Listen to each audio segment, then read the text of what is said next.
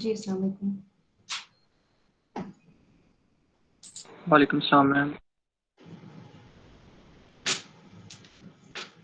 अच्छा, टॉपिक जो हम लोगों ने देखा है that is about impact analysis. Last time भी हम लोगों ने ये किया था, उसमें थोड़ा सा इंट्रोडक्शन था और कुछ टर्मिनोलॉजी थी। अब हम लोगों ने कुछ टेक्निक्स और प्रॉब्लम्स देखनी है जो कि हम सॉल्व कर सकते हैं। अच्छा, लास्ट लेक्चर में से कोई क्वेश्चन है?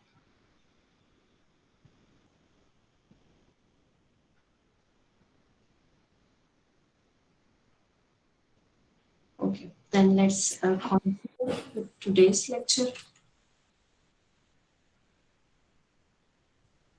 इम्पैक्ट एनालिसिस में we were trying to identify कि हमारे पास डिफरेंट रिक्वायरमेंट्स जो हैं उनके रिलेशनशिप क्या है, वो रिक्वायरमेंट्स डिपेंडेंसीज थी। And then if we are going to change some requirements और वो चेंज के डिफरेंट रीजंस हो सकते हैं, then what will be the impact of those changes. ठीक है, सो लास्ट टाइम कुछ डिस्कशन हुई थी and then we have seen concepts of traceability वगैरह वाली चीजें भी हम लोगों ने देखी थी। So now we are going to see impact analysis. एक तो ये कि अगर हमने इम्पैक्ट को आइडेंटिफाई करना है कि कहाँ कहाँ पे किसी भी रिक्वायरमेंट चेंज का इम्पैक्ट आएगा, वो हम आइडेंटिफाई कैसे कर सकते हैं। ठीक है, we have seen side effects, we have seen ripple effects, और हम लोगों ने कहा था कि रिपल इफेक्ट्स जो है वो when we are going to make a change, तो उसकी वजह से जो रिपल्स जनरेट होंगे वो कुछ जेन्युइन चेंजेस होंगी जो हमें करनी पड़ेंगी। ठीक है, so initially when we are at kind of planning stage, at that time we are suppose to identify कि कौन कौन सी रिक्वायरमेंट्स चेंज हो सकती हैं। तो हम चेंजेस को प्रिडिक्ट करते हैं या गेस करने की कोशिश करते हैं कि ये रिक्वायरमेंट्स फ्यूचर में चेंज हो सकती हैं। अब मसला क्या है कि जब चीज़ें चेंज होती हैं तो हमारे सिस्टम के ऊपर वंस अगेन रिपल इफेक्ट और साइड इफेक्ट आने हैं, तो हम उस इम्पैक्ट को मिनिमाइज करने की कोशिश कर रहे हैं। सो इसलिए डिफरेंट टेक्निक्स आइडेंटिफाई हुई हैं। ये जो टेक्निक्स हैं these are mostly for the coding part, कि हम कोड में जाके जब चेंजेस करते हैं, लेकिन इनको हम इक्वली अप्लाई कर सकते हैं for requirements and design documents. ठीक है, तो अब हम इसको थोड़ा देख लेते हैं। स्ट्रैटेजीज है इसके लिए। स्ट्रैटेजी क्या हो सकती है? एनालाइजिंग ट्रेसेबिलिटी और डिपेंडेंसी इंफॉर्मेशन, यानी कि once we are done with requirements, we are done with traceability matrices, जहाँ पर हमने ट्रेसेबिलिटी या डिपेंडेंसी की इंफॉर्मेशन मेंटेन की है, हम उसको एनालाइज करें। उसको एनालाइज करके हमें पता चलेगा कि अगर ये रिक्वायरमेंट चेंज होती है तो इसका इम्पैक्ट कौन कौन सी डिपेंडेंट रिक्वायरमेंट्स पे जाते हैं। Then there is slicing technique. Slicing technique क्या कहती है कि हम सिस्टम को स्लाइस कर दें इनटू डिफरेंट पार्ट्स, ऐसे पार्ट्स जो कि चेंज हो सकते हैं, जिनको ऐसा एक स्लाइस बना लें जो कि चेंज हो सकता है और ऐसा एक स्लाइस बना लें जो कि मे बी नहीं चेंज होगा। अगर हम इस तरह सिस्टम को, मतलब कि एक आइडियल सी स्ट्रैटेजी होगी अगर हम सिस्टम को इस तरह पार्टीशन कर लें, तो फिर क्या होगा कि whenever we are going to we are going to make changes, then that one part will be modified only, or and the rest of the system will remain same. तो हमेशा एक part of the system affect हो रहा होगा जिसमें change होना, बाकी सब चीजें सेम ही रहेंगी। उसके बाद consulting design specification and other documentation, जो हमारी डॉक्यूमेंटेशन है उसको बड़ा अच्छा अगर हम केयरफुली एनालाइज करें, और अगर ये तभी हो सकता है जब हमारे आर्टिफैक्ट्स या डॉक्यूमेंट्स बहुत अच्छे बने हुए हों, जैसे कि रिक्वायरमेंट्स का डॉक्यूमेंट और डिजाइन का document, then we can go for, वहां पर इम्पैक्ट एनालिसिस भी अच्छा होगा और वहां पर हम आइडेंटिफाई कर सकेंगे कि कौन सी चीज ठीक हो रही है और कौन सी चीज नहीं ठीक हो रही है, कहाँ पे इम्पैक्ट जा रहा है मे बी। तो डिजाइन स्पेसिफिकेशंस को या इस तरह की डॉक्यूमेंटेशन को रिव्यू करके हम आइडेंटिफाई करने की कोशिश करेंगे कि कहाँ कहाँ चेंज आना है। And then interviewing knowledgeable developers, ये जैसे हम कहते हैं डोमेन एक्सपर्ट से पूछ लें, तो आपके ऑर्गेनाइजेशन के जो सीनियर्स हैं उनसे पूछेंगे कि कहाँ कहाँ पर कोई चीज में भी चेंज हो सकती है, तो उसको हम केयरफुली नोट डाउन कर लें। सो इसकी बेसिस के ऊपर इनको दो में डिवाइड कर दिया है, automatable and manual. Automatable those are algorithmic in nature, जिसको हम इम्प्लीमेंट कर सकें using any programming language. Fine grade impact estimation in an automated fashion. Manual क्या है? These are done by human beings and less infrastructure is required. इसमें कोई tools वगैरह सच नहीं चाहिए, लेकिन ये कोर्सर है, वो फाइन ग्रेड है. अच्छा, ग्रैनुलैरिटी क्या है कि कितनी अच्छा आप उसको आपको फाइनली जो डिसीजन मिलेगा वो कितना क्रिस्प होगा, फाइनल कितना फाइन होगा. तो ऑटोमेटेबल है डेफिनेटली, जिनको हमने ऑटोमेशन के थ्रू अचीव किया होगा, सॉफ्टवेयर या प्रोग्राम के थ्रू अचीव किया होगा, वो फाइन होंगे डिसीजंस. और अगर हम मैनुअली करते हैं तो वो थोड़ा कोर्सर नेचर में होंगे, उसमें कोई क्रिस्प बाउंड्रीज नहीं होंगी, फाइन नहीं होंगी. ऑटोमेटेबल स्ट्रेटजीज में दो चीजें हैं, traceability analysis and dependency analysis. Traceability analysis और डिपेंडेंसी एनालिसिस, ये वो दोनों काम है जो कि हम रिक्वायरमेंट्स डिपेंडेंसीज और रिक्वायरमेंट्स ट्रेसेबिलिटी मैट्रिक्स बनाते करते हैं, उसको एनालाइज करना. अगर हमने एक बड़ा अच्छा आरटीएम बनाया है और हम उसको कोड के थ्रू अगर इम्प्लीमेंट कर सकें तो हम फिर उसको एनालाइज भी कर सकते हैं और वहां पर इम्पैक्ट एनालिसिस को हम ऑटोमेट कर सकते हैं. अच्छा, इसमें यहाँ पर हमारे पास last time we have seen software life cycle object. Different जो रिक्वायरमेंट्स हैं या जो डिजाइन कंपोनेंट्स हैं या जो कोडिंग के कंपोनेंट हैं या क्लास डायग्राम क्लासेस हैं, उनको हमने कहा था सॉफ्टवेयर लाइफ साइकिल ऑब्जेक्ट है. कोई भी एक ऑब्जेक्ट हो सकता है जिसका कोई लाइफ साइकिल होगा ड्यूरिंग सॉफ्टवेयर के लाइफ साइकिल में. तो उसको हमने यहाँ पर एसएलओ के दरमियान रिलेशनशिप्स आइडेंटिफाई किए हैं. ये जो रिलेशनशिप है ये हम ट्रेसेबिलिटी मैट्रिक्स में शो करते हैं और ये हम कनेक्टिविटी ग्राफ के थ्रू भी शो कर सकते हैं. ये है क्या चीज? यानी कि एक रिक्वायरमेंट दूसरी रिक्वायरमेंट के ऊपर डिपेंड करती है. फॉर एग्जाम्पल, तो SLO1 और एरो शो किया है उसका 3 के साथ, यानी कि may be SLO1 is dependent on 3, SLO2 is dependent on 1 and 4. Same thing is represented by connectivity graph. इसी चीज को एक ग्राफ के थ्रू, यानी कि डिफरेंट SLOs को एज अ नोड बना के हमने वहां पर एरोज शो कर दी हैं जहां जहां डिपेंडेंसीज हैं. और ये कौन सी डिपेंडेंसीज हैं? ये हम लोगों ने लास्ट टाइम डिस्कशन की थी. डायरेक्ट चेंजेस और इनडायरेक्ट चेंजेस, डायरेक्ट इम्पैक्ट और इनडायरेक्ट इम्पैक्ट, प्राइमरी चेंजेस और सेकेंडरी चेंजेस. तो जहां जहां डायरेक्ट रिलेशनशिप है वहां वहां हम इसका एक कनेक्टिविटी ग्राफ एरो के थ्रू शो कर सकते हैं या ट्रेसेबिलिटी मैट्रिक्स में इसको शो कर सकते हैं. Another thing is reachability matrix. Reachability matrix क्या है कि जहां हम प्राइमरी को कंसिडर कर रहे हैं वहां हमें सेकेंडरी को भी कंसिडर करना पड़ेगा. तो सेकेंडरी को जब हम कंसिडर करेंगे तो उसका मतलब है कि क्या चीज होगी कि डायरेक्ट इम्पैक्ट कहाँ पर आया है? SLO1 का डायरेक्ट इम्पैक्ट कहाँ पे था? 3 का. 3 का कहाँ इम्पैक्ट था? 5 पर. तो हमने 5 को भी नोट डाउन कर लिया. 5 का कहाँ इम्पैक्ट था? 4 और 6 पे. तो हमने 4 और 6 को भी मार्क कर लिया. So this is going to be a reachability matrix. एक SLO में चेंज करके हम सेकेंडरी चेंजेस के थ्रू कहाँ कहाँ तक रीच है हमारी, एक चेंज की रीच कहाँ कहाँ तक है, तो उसका इम्पैक्ट वहां वहां तक जाएगा.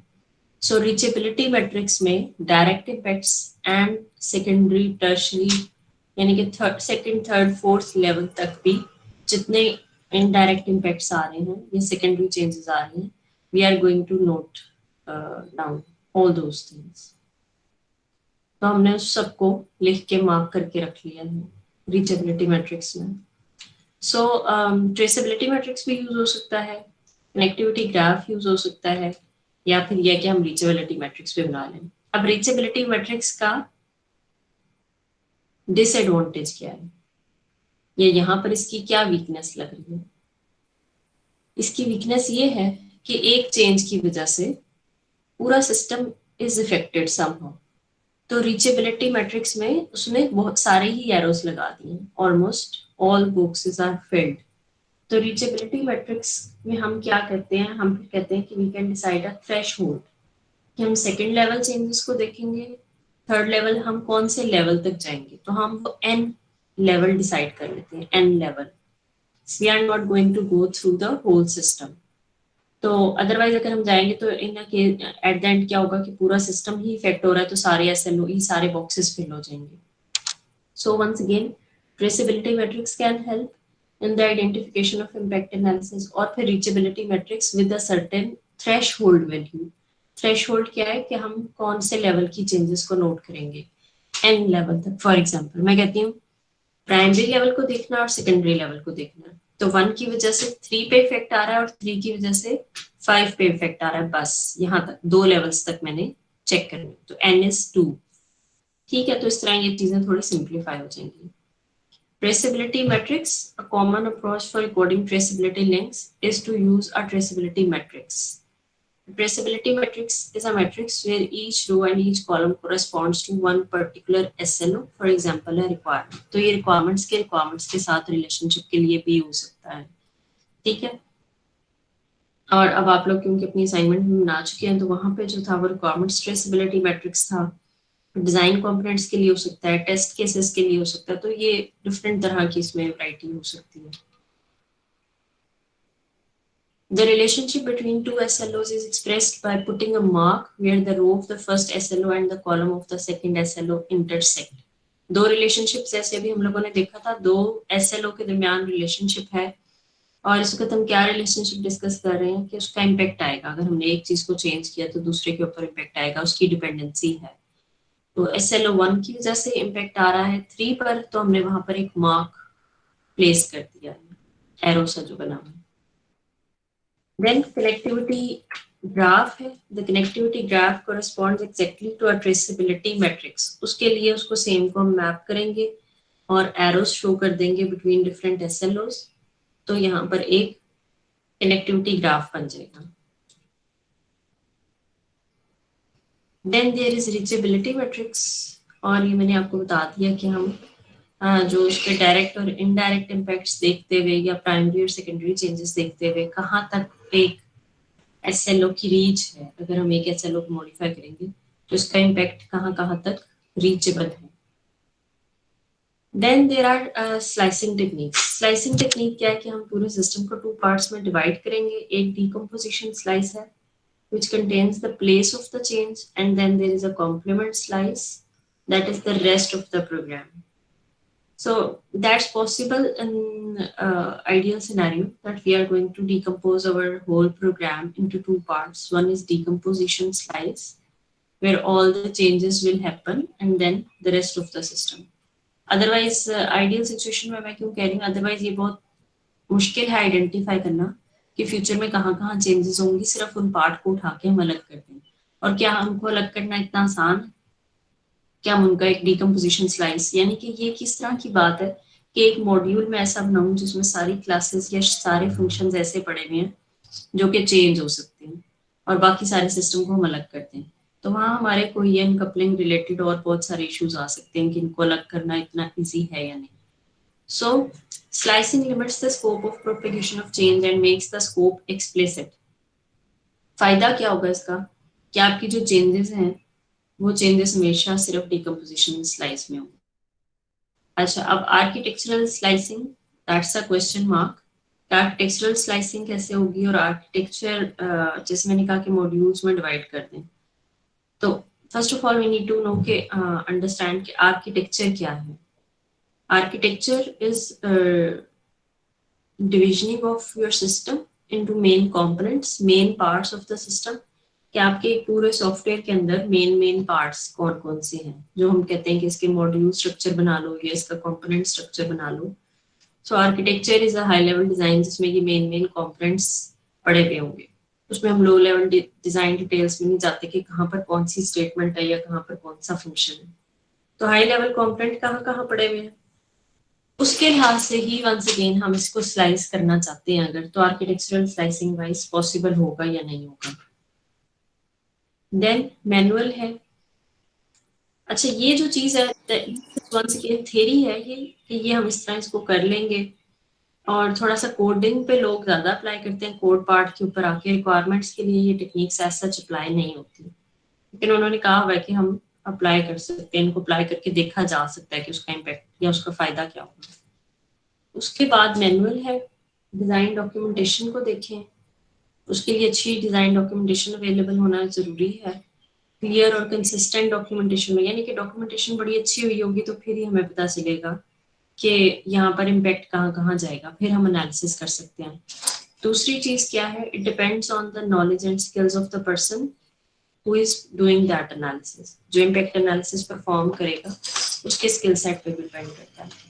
सो वंस अगेन कोई डोमेन एक्सपर्ट है, कोई नॉलेजेबल पर्सन है, वो थोड़ा आपको बता सकता है just by looking at the requirements कि ये चीज़ें इसमें हो रही हैं और यहाँ यहाँ इनका इम्पैक्ट जाएगा।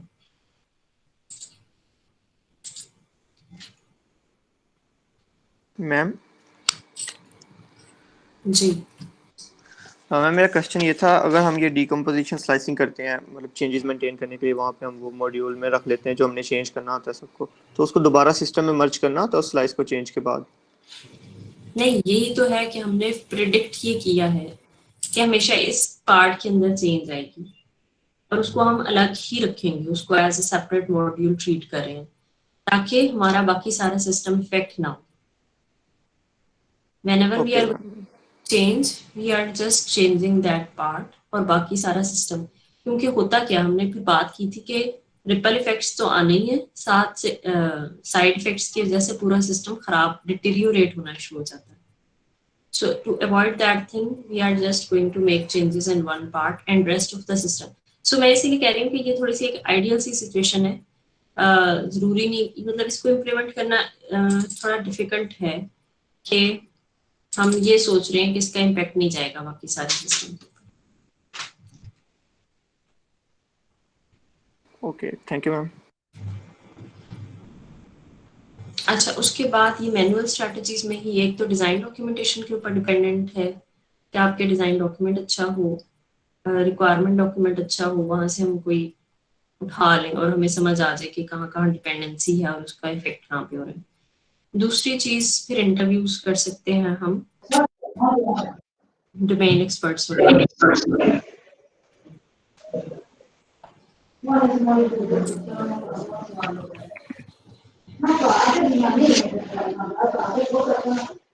जी, क्वेश्चन है किसी का?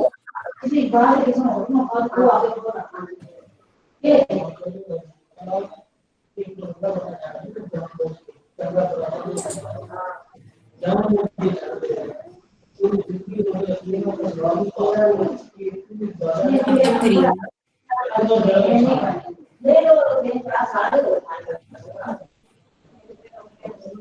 अगर कोई क्वेश्चन है तो कोई माइक ऑफ कर दे।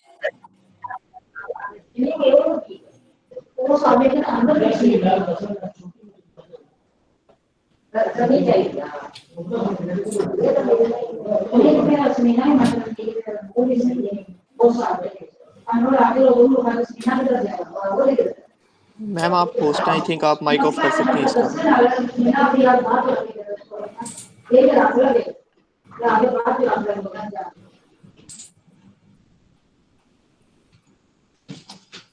अच्छा, अब ये जो इसमें साथ हमने क्या चीज देखनी है, नॉन फंक्शनल रिक्वायरमेंट्स हमेशा इग्नोर हो जाती हैं क्योंकि, तो यहाँ पर हम उनका इम्पैक्ट कैसे आइडेंटिफाई करेंगे। फंक्शनल इम्पैक्ट एनालिसिस है, क्वालिटी इम्पैक्ट एनालिसिस। अब ये जो चीज़ है, फंक्शनल इम्पैक्ट एनालिसिस तो यूजुअली हम कर लेते हैं, तो उन्होंने कहा है कि साथ साथ ही नॉन फंक्शनल रिक्वायरमेंट, क्योंकि हमारी नॉन फंक्शनल रिक्वायरमेंट्स कहीं ना कहीं मैप हुई होती हैं, इसका हम सेपरेट सच नहीं मेजर कर सकते कि हम उसका इम्पैक्ट एनालिसिस सेपरेट मेजर करें, तो हमें ये साथ साथ ही देखना पड़ेगा फंक्शनल रिक्वायरमेंट के साथ ही। क्वालिटी इम्पैक्ट एनालिसिस, फिर क्वालिटी फंक्शन डिप्लॉयमेंट की उन्होंने बात की हुई है, that is a strategy that is specifically used for कि हम क्वालिटी फंक्शनल रिक्वायरमेंट जो है वो इम्प्लीमेंट करें।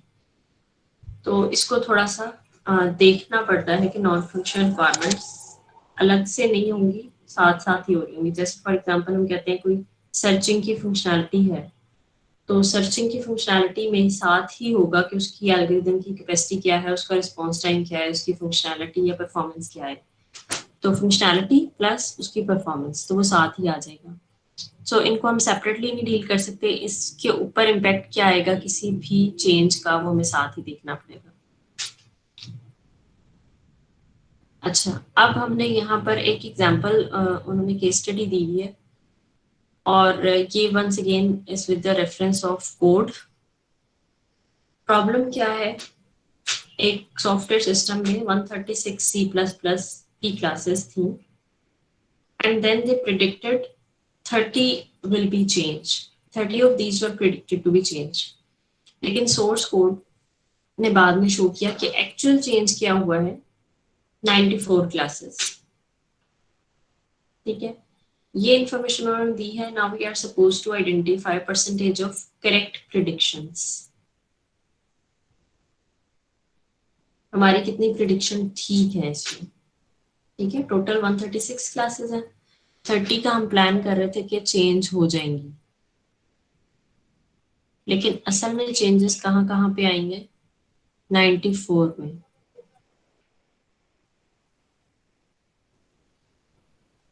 सो इसके लिए हम डिवाइड कर लेते हैं इन क्लासेस को, predictive group and actual group. अब टोटल प्रिडिक्शंस हमारे पास and then changed and unchanged. Further जो उसकी ग्रुपिंग है that is another grouping, predictive group, actual group and then unchanged and changed. अच्छा, अब इसमें हमने 30 के बारे में सोचा था कि वो चेंज होंगे, and what about the rest of the system? 106 classes के बारे में सोचा था कि वो चेंज नहीं होंगी। ठीक है, सो ये दो तरह की इंफॉर्मेशन है, चेंज्ड एंड अनचेंज्ड, दो के बारे में। चेंज कितनी होनी थी, एक्चुअल में कितनी चेंज हुई है, और प्रिडिक्ट क्या किया था कि नहीं चेंज होंगी और एक्चुअल में कितनी नहीं चेंज हुई। सो यहाँ पर इन्होंने इसको फिर आके इस तरह से आइडेंटिफाई की हुई है डिफरेंट परसेंटेजेस। फर्स्ट जो कॉलम है अनचेंज्ड और अनचेंज्ड, एक्चुअल अनचेंज्ड और predictive unchanged, and then predictive change और actual unchanged, predictive unchanged and actually changed, and predictive changed and actual changed. अच्छा, now you have to identify ये A B C D 4 cells are important, उसके बाद A plus B और C plus D तो हम calculate कर ही सकते हैं। अच्छा, सबसे पहले D को अगर हम देखें तो D की वैल्यू है 30। ठीक है, initially we have identified 30 classes change होंगी, एक्चुअल में कितनी चेंज हुई? 30 प्लस समथिंग, राइट? तो वो 30 जो है एक्चुअल चेंज और प्रिडिक्टेड चेंज, वो 30 हमारा मैच कर गया, राइट? तो D की वैल्यू आ गई है 30। उसके बाद मैंने कहा 30 प्लस समथिंग थी जो हमने सोचा नहीं था कि चेंज होंगी, लेकिन एक्चुअली वो भी चेंज हो गई, वो है 64। C वैल्यू, C की वैल्यू यहाँ पर हमने क्या सोचा था? 30 चेंज होंगी, वो 30 चेंज हुई है एक्चुअल में भी। उसके बाद उन्होंने कहा एक्स्ट्रा कितनी चेंज हुई है, वो है 64।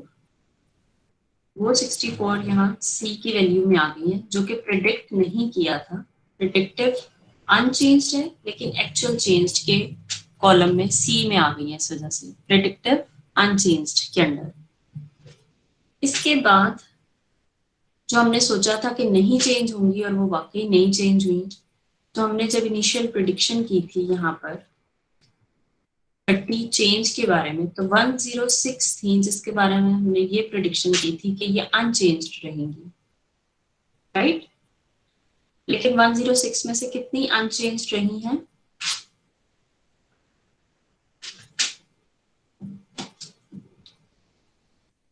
12 42। मैम 12 नहीं चेंज हुई, मतलब 94 अगर चेंज हुई है तो 12 अनचेंज रहेंगी, तो बाकी 42 अनचेंज रहेंगी, कि जो कि हमने प्रिडिक्ट किया था कि अनचेंज रहेंगी और वो एक्चुअली भी अनचेंज रही हैं। 136 थी ना टोटल। मैं 106 समझ। हाँ जी, तो वहां से ये 42 आ गया। फिर कौन सी ऐसी हैं जो हमने प्रिडिक्ट किया हो कि चेंज होंगी लेकिन वो अनचेंज रही हो? तो ऐसा कुछ नहीं होगा, ठीक है। इनके सम ले लेंगे, इनकी परसेंटेजेस ले लेंगे, तो हमारे पास क्या चीज आ जाएगी कि हमारी प्रिडिक्शन कितनी करेक्ट थी।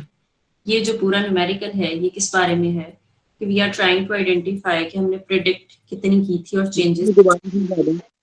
मुझे नहीं पता दूसरों को समझ आ रही है कि नहीं आ रही, लेकिन मुझे कुछ समझ नहीं आ रही।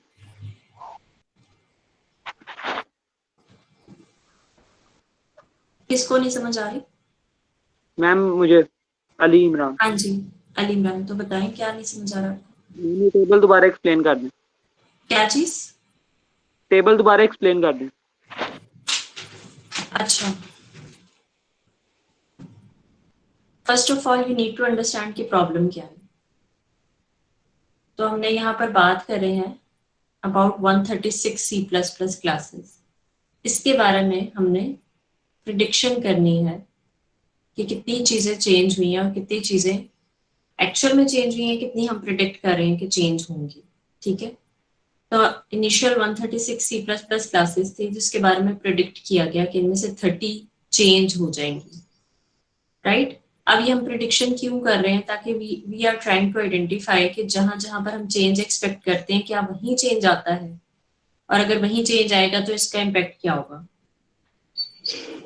और चेंजेस की वजह से जो मसले आ रहे हैं उनको हम ताकि कंट्रोल कर सकें, राइट।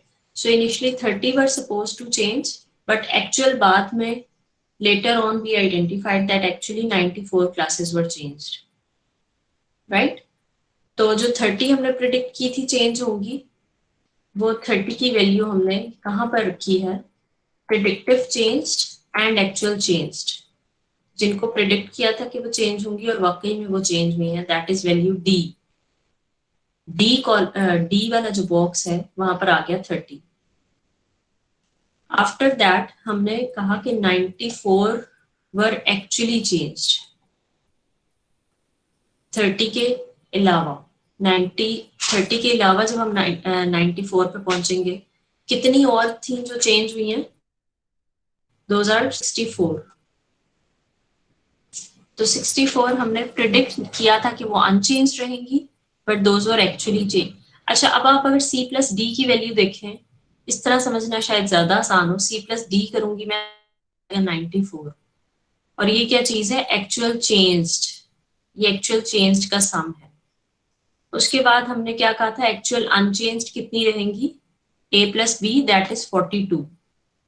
इसी तरह अगर मैं इस कॉलम में आ जाऊं, प्रिडिक्ट किया था जो चेंज होंगी b प्लस डी, तो b plus D is 30। Predict किया था चेंज होंगी, वहां पर आ गया 30, और प्रिडिक्ट किया था कि अनचेंज रहेंगी, दैट इज 106। तो हम इसको टेबल को यहाँ से अब वैल्यूज को माइनस करके भी, ये हमारा a वाला कॉलम, a की वैल्यू 42 और d की वैल्यू 30, ये हम कंफर्म है। कंफर्म कहाँ से है? क्योंकि ये चीज हमें यहाँ पर गिवन थी, उससे हम इजीली आइडेंटिफाई कर सकते हैं कि 30 चेंज होनी थी। 30 के अलावा 64 भी और चेंज हुई हैं, और अनचेंज्ड कितनी रहनी थी? जो हमने सोचा था कि अनचेंज रहेंगी, प्रिडिक्टिव अनचेंज्ड 106 है और एक्चुअल अनचेंज्ड 42 है।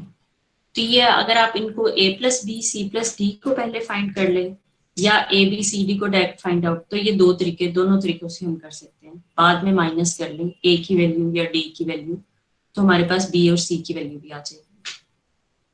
इसके बाद हर कॉलम में उसकी एक्सप्लेनेशन है। Cell A represents the 42 classes that were not predicted to change and that also remained unchanged. The prediction was correct as these classes were predicted to remain unchanged. Right? तो यहाँ पे prediction हमारी correct है 42 classes के बारे में। और कौन सी classes के बारे में prediction correct है? 30 के बारे में, D के बारे में, क्योंकि हमने सोचा था कि ये change होंगी और ये actually change हुई हैं। तो टोटल प्रिडिक्शंस जो हमारी करेक्ट हैं वो है 72। तो 72 की अगर हम परसेंटेज निकालेंगे, 72 डिवाइडेड बाय 136, तो 52.9% हमारी करेक्ट प्रिडिक्शन है। ठीक है, तो ये हमारी गुडनेस ऑफ प्रिडिक्शन है। अच्छा, अब इसमें इंपॉर्टेंट चीज क्या है? इंपॉर्टेंट चीज ये है कि यहाँ पर क्वांटिफाई तो हमने कर दिया कि 30 हमने सोचा था चेंज होंगी, लेकिन हमने ये भी एनालिसिस नहीं किया कि क्या ये वाकई वही 30 चेंज हुई है जो हमने सोचा था कि चेंज हुई है। फॉर एग्जाम्पल मैंने कहा कि रिक्वायरमेंट चेंज कौन सी है, 1 2 3 से लेकर 30 तक, लेकिन वो 1 2 3 से 30 तक चेंज नहीं हुई, वो 30 से 60 नंबर वाली चेंज हुई है। तो हुई तो 30 ही चेंज है, but these are not the same classes. तो ये जो इसकी क्वालिटेटिव इन्फॉर्मेशन है इसके ऊपर नहीं गया, अभी हमने सिर्फ क्वांटिटेटिव इन्फॉर्मेशन के ऊपर ही असेसमेंट की हुई है। वो एक फिर अलग डिस्कशन है कि हम पहले फिर असेस करेंगे, हम टैग करेंगे हर वो क्लास जो कि हम सोच रहे हैं चेंज होगी, तो एक्चुअल में भी वही चेंज हो रही है कि नहीं हो रही। तो यहाँ पर इन्होंने सिर्फ percentages of correct prediction count किया on the basis of count, कि 30 सोचा था चेंज हुई है एंड वी आर अज्यूमिंग कि द सेम आर चेंज्ड। ठीक है, so this was just an example of कि हम किस तरह से आइडेंटिफाई कर सकते हैं कि कहाँ कहाँ पे प्रेडिक्शन है और कहाँ कहाँ पे एक्चुअल चेंजेस हैं। तो ये हमारी प्रेडिक्शंस की क्वालिटी ये है।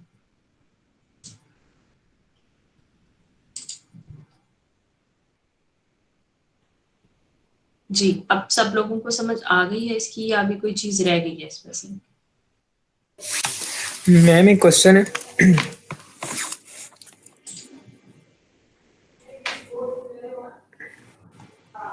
जी मैम 30 हमने प्रिडिक्ट की है चेंज होने की, लेकिन आपने कहा कि एक्चुअल में 94 चेंज हुई हैं। तो मैम हमने किस बेस पे एनालिसिस किया कि भाई 94 ने चेंज होना था 34 की बजाय? नहीं, वो तो एक्चुअल है ना, यानी कि आफ्टर 5 मंथ्स या आफ्टर 6 मंथ्स जैसे आप कहते हैं, यानी कि मैं शुरू में रिक्वायरमेंट्स फेज पर हूँ, फिर मैंने कोड कर लिया, मेंटेनेंस हो गई, एंड विद इन 1 ईयर हम एनालाइज करते हैं कि अच्छा हमने क्या सोचा था कि ये 30 चेंज होंगी, लेकिन असल में जब चेंज रिक्वेस्ट आई और हमें मॉडिफाई करना पड़ा सिस्टम, तो उस वक्त कितनी असल में, तो वो एक्चुअल वाली चीज तब हम कैलकुलेट कर सकते हैं, यानी कि with after 1 year may be, after 3 months of maintenance may be. Ma'am वो सारी लिंक थी उन 34 के साथ जो बाद में चेंज हुई आफ्टर 6 मंथ्स? ये पूरा एक सिस्टम है जिसमें 136 क्लासेस हैं, ठीक है, और उसमें से हमने assume किया था कि 30 चेंज हो जाएंगी मेंटेनेंस के फेज में, लेकिन एक्चुअल में उसमें कितनी चेंज हुई, 94। Right ma'am. और जो आप बात कर रहे हैं ना लिंक्स वाली, वो मैंने कहा है कि जरूरी नहीं कि सेम टू सेम, हमने ये भी देखा नहीं कि सेम वही चेंज हुई है कि नहीं, वी हैव अज्यूम्ड कि 30 चेंज, तो 30 तो हुई है, उसके अलावा 64 भी चेंज हुई। तो ये क्वालिटेटिव इंफॉर्मेशन एक मतलब वो असेसमेंट एक अलग से होगी, वो एनालिसिस एक अलग से चाहिए कि कौन सी सोच रहे थे चेंज होंगी और कौन कौन सी असल में चेंज हुई है, हो सकता है कि वो डिफरेंट भी हो, तो वो एक सारा एनालिसिस फिर अलग करना पड़ेगा। Okay ma'am. ओके, और किसी का क्वेश्चन है? अच्छा, इसको न्यूमेरिकल को ट्राई कीजिएगा, आई ट्राई कि मैं कोई प्रैक्टिस उसके ऊपर अपलोड कर दूं, अदरवाइज ये वाली फिगर्स हैं इनको तो पहले आप सॉल्व करके देखें कि इसकी समझ आ रही है या नहीं समझ आ रही।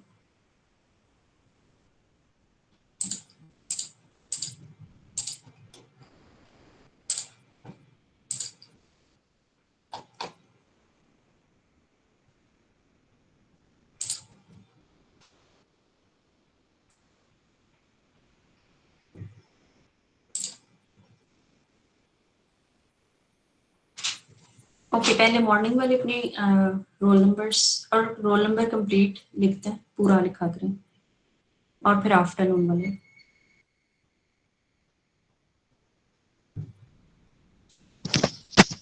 अस्सलाम वालेकुम मैम। मैम